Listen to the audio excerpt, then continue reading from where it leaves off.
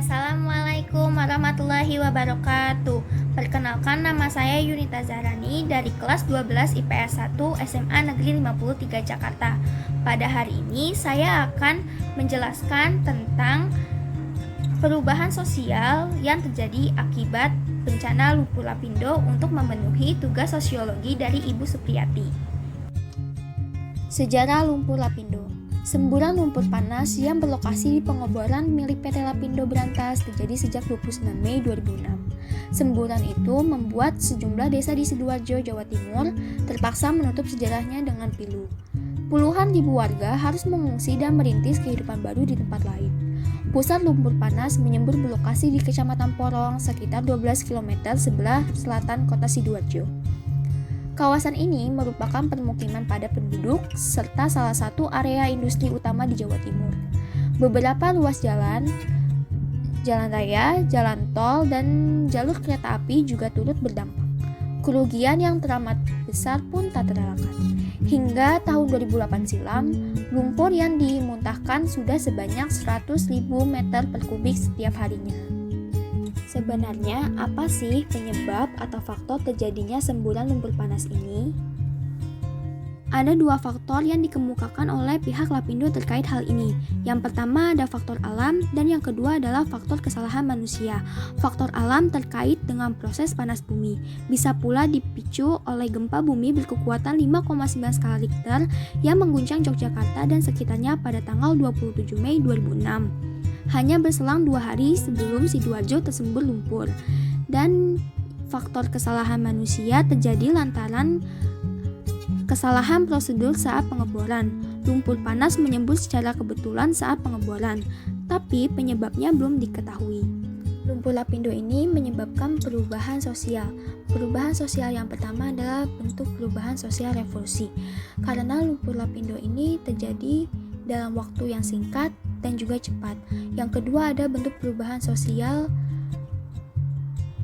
perubahan besar yang dampaknya sangat dirasakan oleh masyarakat luas, terlebih lagi masyarakat yang tinggal di sekitar pengeboran PT Lapindo. Dan yang terakhir ada perubahan yang tidak dihendaki atau tidak direncanakan.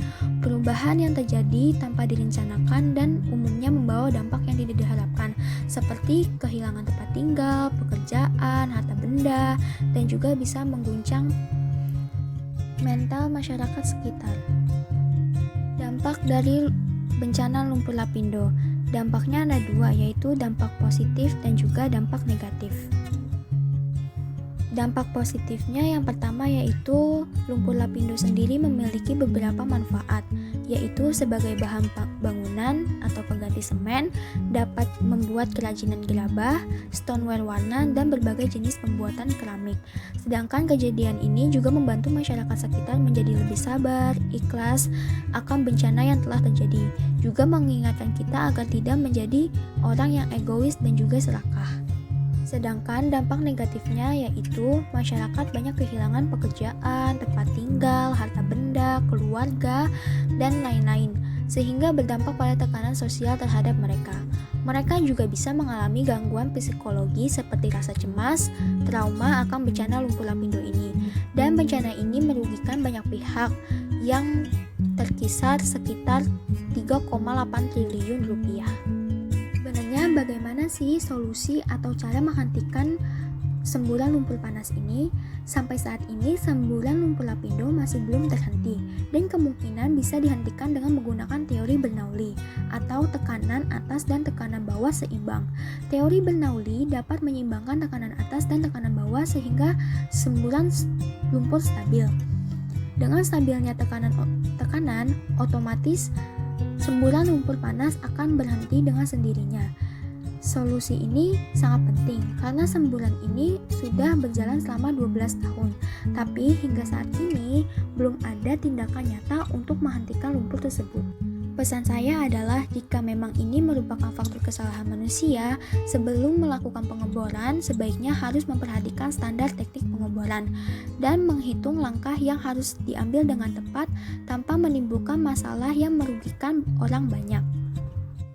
Sekian dari saya, kurang lebihnya mohon dimaafkan. Wassalamualaikum warahmatullahi wabarakatuh.